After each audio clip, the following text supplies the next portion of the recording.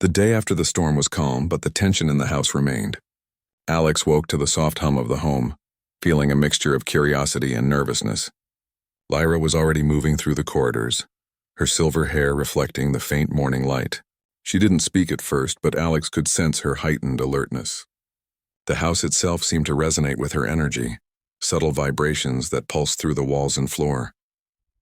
"Good morning," Alex said carefully. He had learned not to startle her.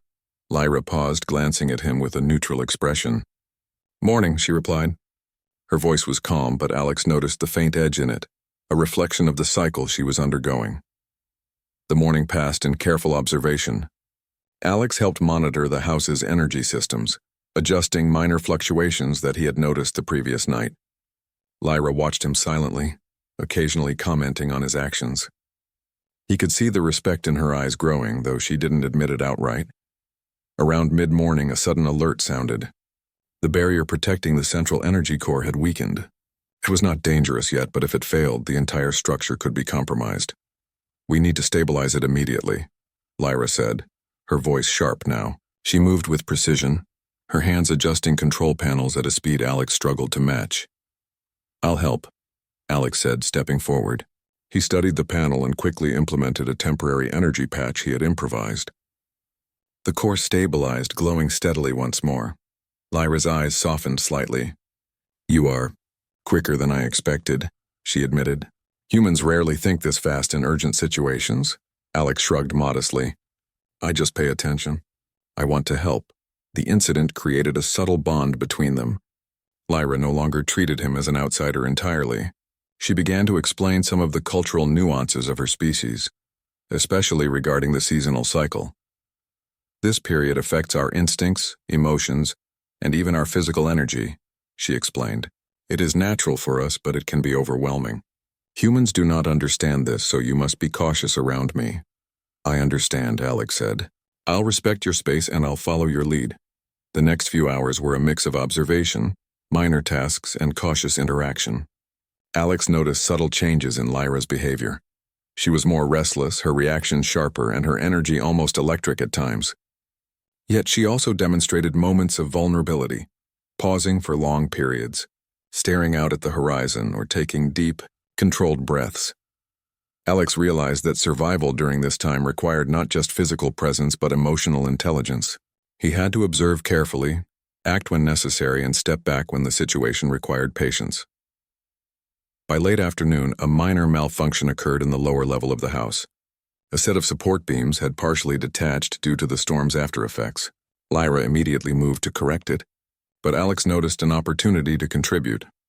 "I can help hold the stabilizers in place while you realign the beams," he offered. She glanced at him, hesitation in her eyes.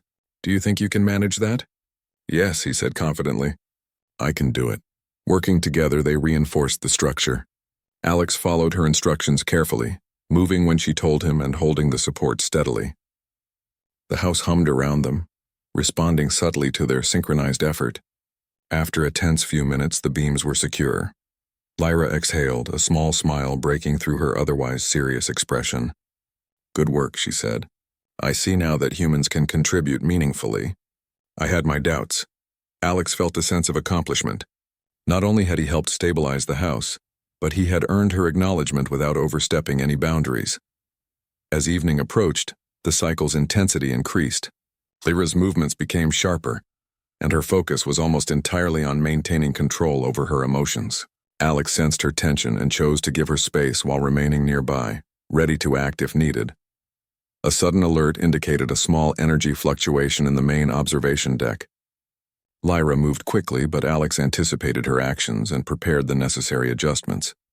Together, they stabilized the system, preventing a minor collapse that could have caused damage. "You predicted my actions," Lyra said softly. "That is impressive. Most would not think ahead like that." "I'm learning," Alex replied. "I want to understand, not just react." The night fell, and the home glowed softly against the alien sky. Outside, the landscape was calm, a contrast to the storm from the previous day. Inside, the tension had shifted to a quiet companionship. Alex and Lyra shared a meal, eating in silence at first, then exchanging small observations about the house and its systems. "You are Patient, Lyra said finally. It is not easy to be patient with someone undergoing the cycle. I have to be, Alex said simply. If I want to survive and help, patience is necessary. Her eyes softened further, and for the first time Alex saw a hint of genuine trust. The cycle still affected her, but she began to let him in, even if only slightly. The next morning brought a new challenge. The storm had caused minor structural damage in the outer areas of the habitat. Alex and Lyra had to venture into the semi-exposed corridors to perform repairs. The corridors were dangerous, with unstable floors and shifting energy flows. Alex moved carefully, guided by Lyra's instructions. He noticed how the house subtly responded to their presence, the walls adjusting slightly, the floors stabilizing as they moved. Lyra was in her element, her movements precise and almost instinctual. Alex followed, learning to anticipate her actions and understanding the rhythm of her species' biology. During a particularly risky maneuver, a support beam nearly fell. Lyra reacted instantly, but Alex managed to grab it first, holding it steady until she could secure it. She paused, looking at him with something akin to respect. You are reliable, she said. I see now that humans are capable of more than I assumed. Alex smiled faintly. Thank you. I'm trying my best. By midday, the repairs were complete. The home was fully stabilized and the energy systems returned to their normal rhythms. Lyra's cycle began to wane, her movements calmer, her energy returning to baseline levels. You did well, she said quietly. You maintained respect, patience, and intelligence throughout. That is not easy. Alex felt a swell of pride. He had not only survived the storm and Lyra's intense cycle, but had earned her trust and respect. The bond between them was no longer just of human and alien step-sibling. It was a partnership, built on mutual understanding and shared effort. As the sun set over the alien landscape, Lyra led Alex to the observation deck. The sky was a tapestry of colors, shifting and shimmering in ways humans could barely comprehend. You see this? Lyra asked. This is the world I live in. You survived not just the storm, but understanding a part of me. That is important. Alex looked out at the horizon, feeling a sense of awe. It's incredible, he said, and I'm glad I could experience it with you. Lyra nodded, a small smile playing on her lips. And I am glad you were here. Humans are different, but you have shown qualities we value. Patience, courage, and respect. That matters more than you know. They stood in silence, watching the sky change. The storm was gone, the danger passed, and the cycle had ended. What remained was trust, understanding, and the beginning of a new relationship. Alex realized that this experience was more than survival. It was about learning to navigate differences, respecting boundaries, and forming bonds that transcended species. As night deepened, Alex prepared for rest, feeling a sense of accomplishment and calm. Lyra settled nearby, the home humming softly around them. The challenges had tested them both, but they had faced them together, and that unity had made all the difference. For the first time since arriving on this alien world, Alex felt a true sense of belonging. He had survived, learned, and earned respect, not through force or dominance, but through understanding, patience, and intelligence. Lyra glanced at him once more before closing her eyes. Tomorrow will bring new challenges, she said softly. But now we have a foundation. That is what matters, Alex nodded, a faint smile on his face. I'm ready, he said, and for the first time, he truly meant it. The storm had passed. The cycle was complete, and a new chapter of their lives had begun. One of trust, learning, and the unspoken promise of many more adventures together. Humanity had once again shown its strength, not in weaponry or power, but in the ability to understand, adapt, and connect with beings far different from itself. The house settled into quiet harmony, the alien sky stretching endlessly beyond the glass walls. And in that moment, Alex understood that survival was never just about enduring challenges. It was about building bonds, earning respect, and proving that humanity could thrive anywhere, even on worlds far beyond its own. He was alone in his small quarters aboard the orbiting space station, the hum of the machinery around him a constant companion. The lights reflected softly off the metal walls, highlighting every tool and gadget he had scattered across the workbench. He was focused, hands moving quickly, adjusting the delicate components of an experimental energy core he had been working on for months. The project was demanding, but he enjoyed the challenge. Humans weren't known for working with alien technology as well as they should, but he had always believed he could make a difference. The door to his quarters suddenly slid open without warning. He froze, screwdriver in hand, as a figure stepped into the room. She was young, beautiful, and entirely alien, her form elegant and lithe. Dressed in a sleek suit that shimmered faintly under the lights, her eyes glowed softly, not with actual light, but with a subtle iridescence that made it impossible to look away. She didn't hesitate or pause to announce herself. Instead, she walked straight to the workbench, surveying the energy core he was tinkering with. "Move over," she said, her voice calm but commanding. There was no threat in her tone, only certainty. It was the kind of certainty he recognized from officers and elite operatives. She wasn't here to ask permission. She was here to act. He hesitated. Humans didn't often encounter someone like her, and the sudden intrusion was startling. Yet there was something about her presence that made him want to rise to the challenge rather than resist. He set down his tools and stepped aside, watching as she crouched slightly over the device. Her hands moved with astonishing precision, touching sensors and panels in ways he had never imagined. "I retrieved this from the field," she said, glancing at him briefly. "It's damaged, but it's functional. We don't have much time. I need it repaired before the station is compromised." He studied her for a moment. She was confident, yet she didn't act arrogantly. She assumed he could handle it, and in her culture, assumptions were not made lightly. Humans often underestimated alien knowledge, but he had learned to adapt. He stepped closer and examined the energy core she had brought, noticing immediately the subtle fractures in its housing, the delicate misalignments of the circuits. "You're right," he said. "It's unstable, but I can fix it. I just need space to work." She nodded and moved slightly, giving him room. Even with the tension in the room, there was a strange calm between them. She didn't hover or rush, but she was clearly assessing everything he did. Every time he adjusted a delicate wire or recalibrated a sensor, her eyes flicked to his hands, watching. She was curious, not impatient.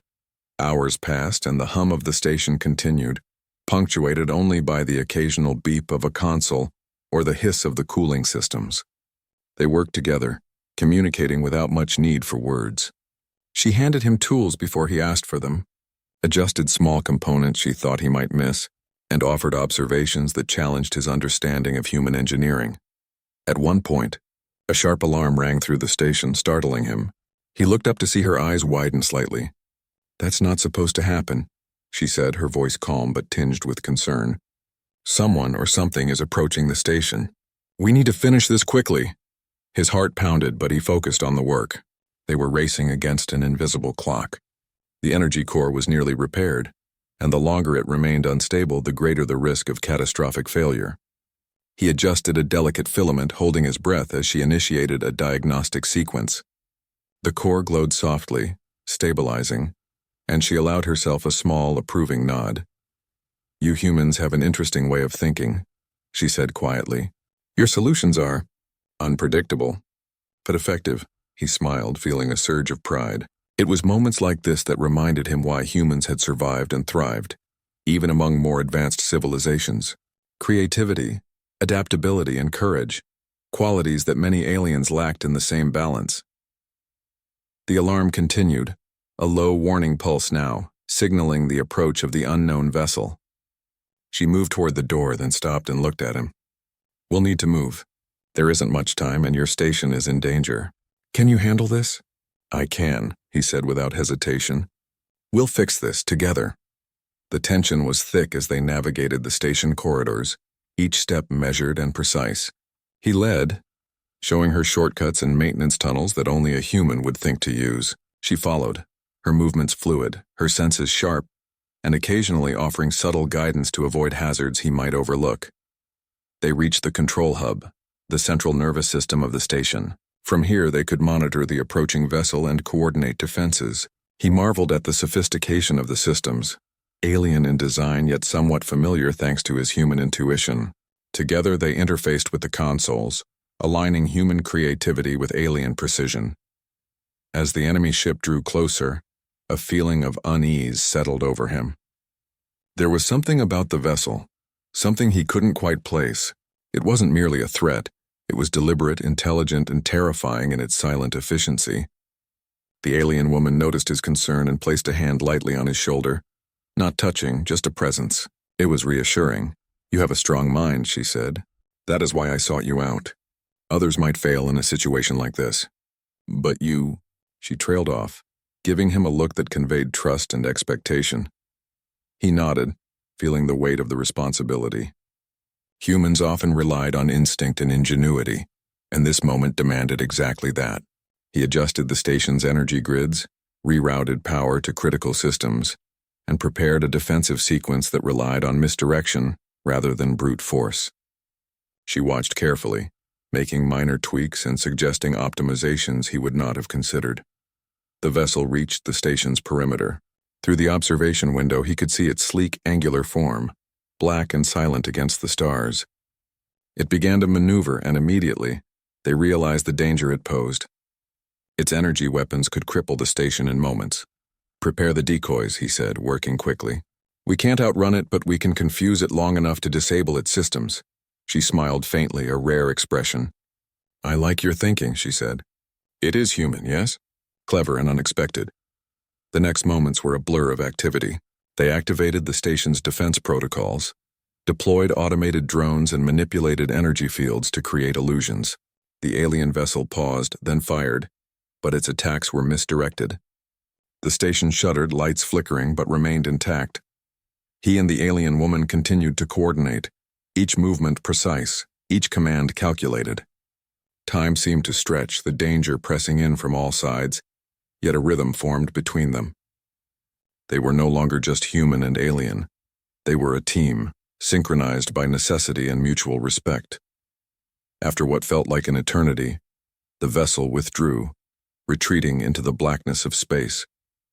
The alarms quieted and the station's hum returned to its normal cadence. He exhaled deeply, exhausted but relieved. She looked at him, her eyes reflecting admiration and something deeper.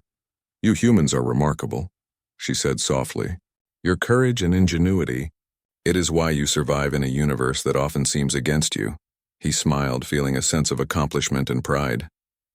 It was moments like this that defined humanity. Not sheer strength or technology, but the mind, the creativity, and the courage to act when others hesitate. She straightened, her attention shifting to the repaired energy core. "We should monitor it for a while," she said. "Even small errors could be dangerous now." He nodded, still catching his breath. "Agreed, but I have to say, I didn't think I'd be saving a station alongside one of the Alliance's top operatives tonight." She allowed herself a small laugh, a sound almost musical in its lightness. "Sometimes unexpected alliances produce the best results. You humans have a way of surprising even the most experienced among us."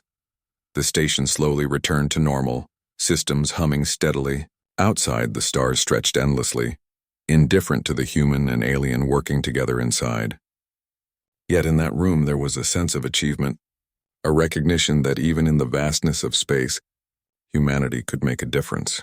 As she prepared to leave, she glanced at him with a hint of something unspoken, a promise of future collaboration and perhaps challenges yet unseen. "I may call on you again," she said. "Do not be surprised." He nodded, a mixture of curiosity and anticipation stirring in him. Humans had survived countless dangers, and this encounter was proof that even in a universe dominated by alien civilizations, they could hold their own. He watched her leave, the door sliding closed with a soft hiss, and then turned back to his workbench. The energy core glowed steadily now, stable and secure. He allowed himself a moment to smile, realizing that sometimes the most unexpected encounters could lead to the most extraordinary outcomes. And somewhere deep in the shadows of the station, the hum of machinery and the pulse of life reminded him that humanity, no matter how small or alone, had the power to shine brightly, even among the stars,